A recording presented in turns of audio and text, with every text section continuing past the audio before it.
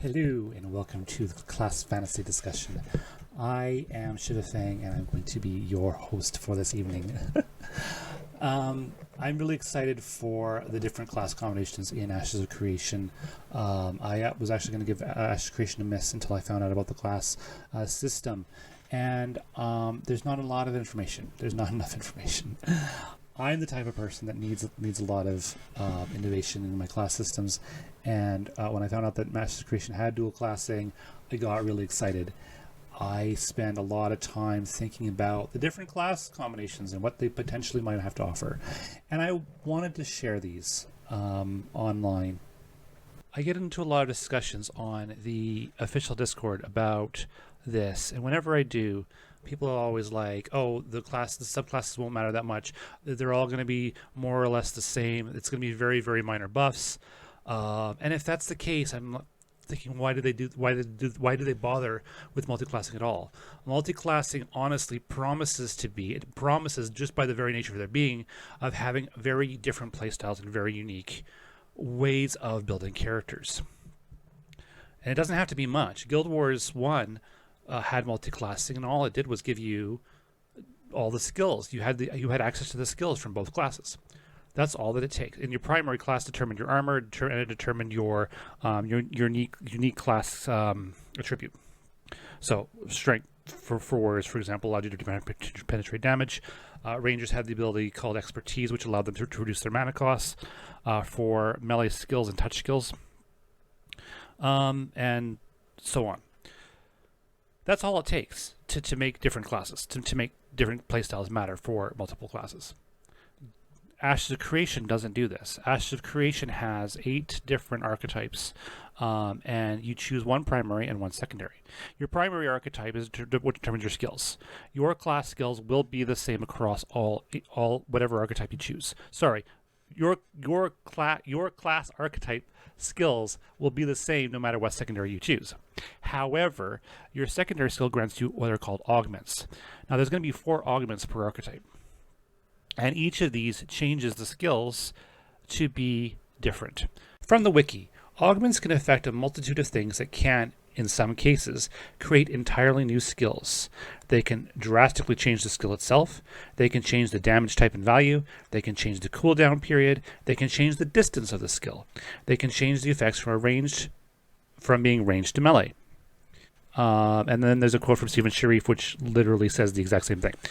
So we know that these things are going to have a drastic change on these skills. But what's important to note is that they keep the same identity. Now, identity does not mean that they're the same skill. And that's the thing that people don't understand. It can dramatically change the skill itself. And in fact, I contend that it will and must change the skill itself in ways that are unique to each class. If each class is one and the same, then there's no point in having multiple classes. You might as well just have 8 classes, the archetypes, and that's your classes. If you're going to give us multiclassing, each combination needs to feel distinct. There needs to be something unique about it that no other combination can really do. And it doesn't take much to do that. Of course, with the augment system, it makes it a little bit harder. They've actually kind of painted themselves into a corner with a little bit more workload. I understand that they're creating a system in place to make that a little bit easier. But either way, at the end of the day, we need to be able to have meaningful choice between the 64 classes. They talk a lot about class fantasy, and that's what this video series is about. I want to talk about the class fantasy of each of these archetypes is. I want to talk about why players why players choose. I want to talk about why players choose that particular class combination, and I'm not talking about people who just want to be the most efficient. They want to follow a build guide and just do what is perceived to be most efficient for whatever reason, and paint themselves into a box. No. I'm talking about innovators. I'm talking about people who build based on a role. I'll tell you right now, in MTG terms, I'm considered a Johnny. I will find something interesting and fun to do, and then I will make that the best that I can do. So, for example, I'm the player that will make the fighter as a bow user in D&D. When playing D&D, I will. Okay, fighters don't usually. Okay, when you think of a fighter, you think of someone who's melee, but Because the way D&D works, it's all based on feats, and fighters get more feats. Fighters actually make better bow users than rangers do. But believe it or not, when people look at D&D, they're like, oh yeah, I want to be an archer, so that means I'm a ranger. No, that's not how that works. And we'll talk about that a little bit more when we talk about the fighter. I'm the type of player who will go, hey, I want to make a Goliath bard barbarian, and the way he expresses his bard powers is through dance. When he's fighting, he has a rhythm to his fighting. He's basically doing a battle dance, and that's his bard powers. Okay, sounds crazy. This was 4th edition. Sounds crazy. It was tremendously good. It was broken, and that's the thing. I make things that are interesting conceptually, and I also make them good. My DMs hate my characters. I wind up being the most powerful character. I want to be the most powerful player in the party because at heart I'm also a min-maxer. So I'm not just being it to be. I'm not trying to be this hipster person who's like, oh, my thing's the best because it's cool. I don't care if it's powerful. No. I want it to be powerful, and I want it to be cool, and I want to be doing something that no one else is doing. When we talk about the paladin, I'll be complaining about how using life magic on your paladin is boring, and how Death Knight paladins are the way to go. It's worth pointing out that Ashes of Creation is still in development. We have not yet reached Alpha 2. And not a lot about these classes is fleshed out. Nothing about the archetypes, about the augment system is really fully known. Just a little bit of snippets of quotes here and there. And so a lot of what I'm going to be talking about, it's baseless speculation. It's going to be completely off the cuff. It's going to be just creative interpretation and an understanding and reading between the lines, and a lot of wishful thinking. Again, we're talking about the class fantasies. We're talking about what people want from this class, what I want, what I personally want, and I want to hear what you want. Let me know down in the comments below. We'll have that conversation. This is the place for innovation, creativity, and wishful thinking, even if it's based on literal thin air. So if that sounds up your alley, please like and subscribe. And without further ado, let's get on into it.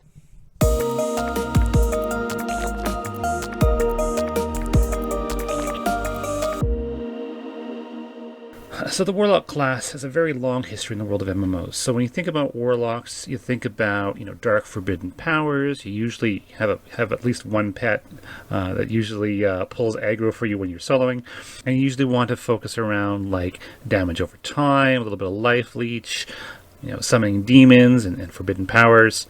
However, the Warlock in Ashes of Creation, it's a combination of the Mage primary and the Summoner secondary. So with that in mind, it's going to be a Mage base, which is likely going to focus on the same skills as the Mage, which is going to have the Mage skills as its base. So all the Mage skills that they already get are already part of the Warlock class kit, even without augments. And the Mage focuses primarily around elemental damage: lightning, fire, ice, a little bit of crowd control in the form of black hole. There's a prismatic beam spell that was in Alpha 1. So with that in mind, it's very unlikely to be the demonic dark energy type of Warlock, unless the Summoner secondary flavors the abilities that way. So starting with the Mage base, and then working with what we know of the Summoner, which is Summoner secondary, which isn't a whole lot, to be honest. But we're going to work with what we've got. We can already see that the Warlock is going to have a very distinct gameplay. So first of all, let's talk about the class fantasy. What do people want from a Warlock? Well, they want a pet. They want to have one thing to tank. They want to do some kind of damage over time. The Mage does have a Drain Essence spell, so the ability to do dots and life drain is a thing. Fire magic will likely be a thing. So fire magic will likely be something that people will gravitate to when you think about the archetypal Warlock, and otherwise swarms of minions. Well, so since the core archetype of what the Warlock is in most games doesn't exist, let's talk about what people want out of the class fantasy of playing a Mage with Summoner secondary.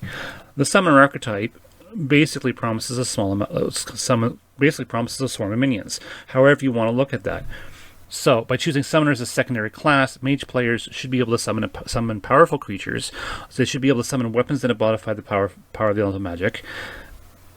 And it gives the mages more options in combat and adds unique flavor to the gameplay. The class fantasy of the Mage Summoner, therefore, in Ashes of Creation, winds up being about the master of magical energy and conjuring powerful creatures to do your bidding. It's about the freedom to play how you want, whether that means raining down fire and lightning on your enemies or summoning powerful elementals to do your bidding. One of the reasons why I wanted to start with the Warlock class is because it's the only class that we actually have a solid foundation for. And it's the only class, if you go onto the wiki at this moment, it's the only class that actually has anything written about it. As Stephen Sharif, the lead developer of Ashen Creations, has noted, the Warlock class has the potential to really pull from the identity of its summoner's secondary class. By imbuing their elemental spells with the power of their summoned servants, the Warlock can deal devastating damage and control the battlefield in unique ways. A Warlock has Mage as their primary class and Summoner as a secondary class. They might be able to summon a fire elemental to surround their target, dealing damage over time and potentially slowing or weakening the enemy's attack. This control-oriented playstyle allows the Warlock to skirt the line between the traditional Mage roles and the identity of the Summoner, and it promises to be a key feature of the Warlock in Ashes of Creation. And I get into a lot of discussions, like I said before, I get into a lot of discussions with people on the Discord, and I point this quote out. I was like, yeah, but that doesn't change. And they say, yeah, but that doesn't change the skill. It's still damage. You're just doing damage over time instead of throwing a fireball. It's like, yeah, that's a huge change. That's not a small change. Like first of all, elementals continue to attack their target, which means that the Warlock does not have to continually cast the fireball spell like other mages would. If you imagine a mage that only has fireball, let's just say it's the only skill that they have. It's a stupid example, but as an example. A mage would be casting fireball over and over and over again. That would be the only thing that they could cast. Whereas a warlock would be able to cast that fireball elemental and have it deal the damage over time while the mage runs around and does other things. Even if they had no other spells and abilities, they can get better battlefield positioning. They can, if you're a melee player trying to close the gap, they could be running away. They could be kiting you. If they're kiting you while their elemental is dealing damage to you, the mage player is gaining. Remember, mages have blink, so they can blink out of the way. Also, if you're getting damage from a dot, whether it's just a static dot debuff on you, or whether it's actually an elemental chasing you, you're going to be less effective at kiting the mage yourself. I remember when I played on a PvP RP server in World of Warcraft, I played a mage, and rogues would always try and come in, do their burst attack, and if it didn't succeed the first time for whatever reason, either I moved out of the way of one of their attacks and didn't get chain stunned or what have you, they usually try and disengage and get around line of sight. Hide behind a wall, whatever that looks like. If you have a summon spell on the target, that summon spell is going to chase the target. I know for certain that when I played my Shadow Priest and rogues tried to do the exact same thing, Word of Pain usually got them. They usually died to Word of Pain because that's a dot. They can't run from a dot. Likewise, they can't run from your elementals. Then factor in crowd control. If you're a warlock who's being CC'd and you've got elementals in play, your elementals are still dealing damage. You being stunned isn't going to change the fact that your elementals are still dealing damage while you're stunned. This one spell with one augment dramatically changes the way the Warlock class plays. It changes the way it plays for the player, and it changes the strategies that you must use to fight against it. And this is a confirmed way that this class is going to play. This, therefore, completely debunks the notions that all classes of a given archetype are going to be cookie cutters of one another. They must, therefore, have unique gameplays, and that's what this series looks to look into. And that is just one spell with one augment. We can expand from there. Another thing that they've said that Warlock secondaries will have the ability to summon weapons. I don't know for sure what that means. That could... when I hear it, I'm like, yeah, okay, sure. The fighter mage, which is the fighter summoner, which is the blade caller, will be able to create flying swords. That's what I thought that meant. It's like, yeah, you'll be able to create flying swords, turn your skills into summon abilities that will fly around and attack for you. Fine. However, most people in the community seem to think more like Guild Wars 2, where it summons a weapon and puts it in your hand. There was some distinction about I'm going to put the Wikipedia. I'm going to put the text from the wiki on the screen because there was some distinction about equip. And I think what they're distincting against is equipping in the sense of like actually an equipment on your slot. It can put it in your hands and replace your weapons without actually being equipped on your character sheet. I think that's the distinction that they were trying to make. I didn't actually much like the idea of summon weapons in Guild Wars 2 being used for the secondary summoner. I didn't feel like that fit the flavor. However, I did try and run the skills through ChatGPT to see what combinations it can create. After I explained how augments work and explained how skills work, I got ChatGPT to understand the concept, which is amazing. I had to create some concepts, which I'm going to put here up on the screen. As you look through this list, I noticed the weapons, and I'm like, you know what? Now that I look at it this way, these actually look really cool. I'm thinking about, it made them all stays because they're magic abilities, and that's fine. But I'm thinking about a wand of fireballs. Maybe you turn your fireball skill into a wand that you cast once and that you use with your basic attack. This will have an upfront cost, and maybe it won't cost anything to use because you're still using up your action to use it. It's just converted into your weapon and is taking up an opportunity cost of what your weapon would normally do. Or maybe it would be a reduced cost. I'm not sure. Or maybe it would be more powerful in some way. But the one that really grabbed my attention on this list was the Staff of Meteor Rain. So instead of a meteor rain that you would cast once and run away while 5 or 10 meteors rain from the sky, you would then have a staff that you would use with your basic attack that you would channel. As you're holding your attack button down, you will continuously fire a rain of meteors. These might be smaller, or they might be one at a time, so it might not be as strong overall, but you would be doing it continuously. As a channeled spell, you can move your mouse around and change the location, and you would be spending mana over time. This is a fantastic variation on the skill that still maintains the same identity of the original. That's the key word there, is the identity of the original. It still maintains the same identity while being a different skill, which is how the archetype system is described. This presents not only different gameplay options, but a very unique niche to the way that the Warlock class would play. Based on these two concepts alone, I can absolutely see builds where the Warlock will have, one or two weapons that they swap between. Maybe 3 or 4 different summon elementals that they would create. And then the rest of their bar might be regular mage spells, or use a different augment, which we don't even have any idea what the other 2 augments might be. This is incredibly diverse and incredibly unique. And no other mage will play this exact same way. During the planning process of this video, I did work with ChatGPT to refine some of the theory crafting ideas. I also had it write the script, but honestly, I didn't like the script. The script was too rote. I'd rather talk about it from a personal, passionate point of view. I'm a lot more cerebral than a script would really carry through, and if we're going to get repetitive, like, do you want to know how many times the script told me that said, the Warlock class in Ashes of Creation promises to be a unique and exciting gameplay experience. It's like, we've said that already. We said that already 3 times. So scrap the script. But I did still use ChatGPT to refine some theory crafting ideas. It did come up with some talking points that I hadn't thought of, which is good as a starting point. We've talked about how the summoner augments turn damaging mage spells into elementals and weapons, but what about support abilities? Gift of the Magi blew my mind when I saw it on an elemental. Now, ChatGPT made it here that it affects the caster as well as allies. I don't necessarily know that's going to be true. The original skill only affected the caster. But if Gift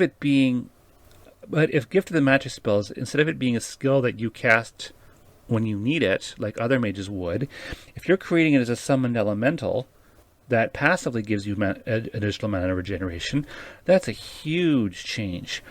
If it does, like ChatGPT suggests here, if it does also give mana regeneration to allies, that is going to, the Warlock is going to be a must-have in any party. It is going to be absolutely mind-blowing how you can use that. I actually think both the Mage Summoner and the Mage Bard are likely to be able to turn Gift of the Magi into something that benefits allies, and it's going to be a game changer. If the Gift of the Magi spell with the conjunction are does what I think it is, it's going to be a valuable asset to any group or raid to provide mana regeneration and support to their allies.